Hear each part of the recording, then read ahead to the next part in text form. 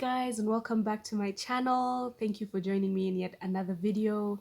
Thank you to all my new subscribers and everyone that left me feedback on my last two videos. So just jumping into it, today I'll be talking about lock sizing, resizing your locks, and what not to do when selecting your lock size. So I'm just going to put out a disclaimer. I'm not discouraging anyone from starting their locks a certain size. All I just want to do is give advice on what has worked for me and others whose hair I have monitored and maintained for at least a period of time. If you've watched my previous videos, you know that I did resize my locks. I do talk about that quite a bit, how I did it and why I went about it, but maybe I haven't also explained in detail what sort of also pushed me into the direction of resizing my locks and making them a little bit thicker. I'm really comfortable with the size that my locks are at now.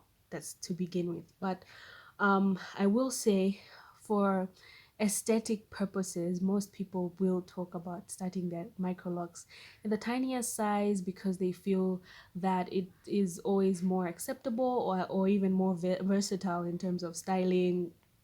And that's fine, that's great, but I have noticed the tinier size of microlocs do still break. That's just inevitable. All locks will go through a period where maybe shedding affects the way that they hold in the middle or at the root, and then you may encounter breakage. But I think that in terms of losing actual locks, people with smaller size locks actually lose more locks than people with thicker size locks. And I'm not going to do a whole poll or give you all the statistics, but it's something that I have observed.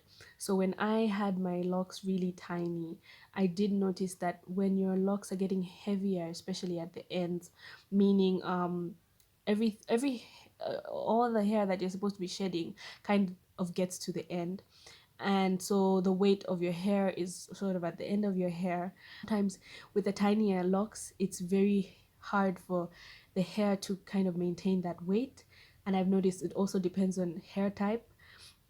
Certain hair types just cannot um, withstand the weight of their locks. So I have seen quite a number of people actually have that problem where the locks are thinning, and then they still end up either combining, or some people just give up, let it snap away and then start again, or do go about saying microlocs are bad and this, that, and the other. You have to really understand your hair, because when you're selecting any form of styling, it comes with responsibility. So microlocs are not without responsibility, or traditional locks. So you're not just relinquishing power to someone else to do the work and just take care of your hair for you. Your hair is growing out of your head. So it's your priority. You have to study your hair. You have to get to know your hair. Yes, in some cases, locks are low maintenance because of the time it takes to kind of prep when you're on the go. But at the same time, just don't make the mistake of thinking it's zero maintenance. No.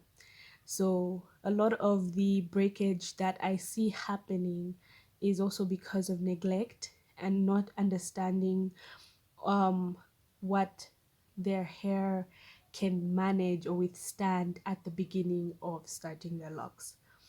So that's with a number of people. Now for myself, I over time, the type of sizing would just not work.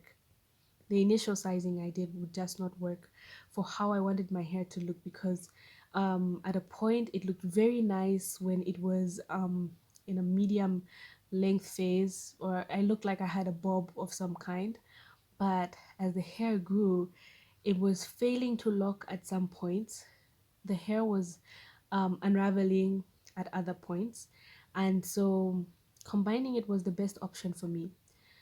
Would I have done things differently? Yes, I would have. I would have started my locks just with a a thicker size, like say what I have on now. But then initially, I think I would have started my locks just like that, and I think I would have encountered less trouble. less confusion and less less work.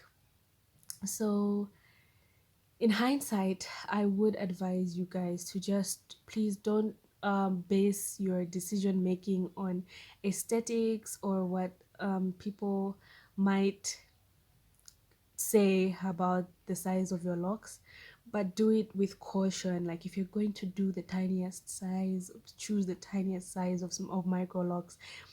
You have to live with that and you have to deal with what comes with that, especially losing locks, like actual locks. I've got an example. I have this lock here, so it's thick at the base because my hair in the front is quite thick, but then I had to actually cut off this lock when I combined it.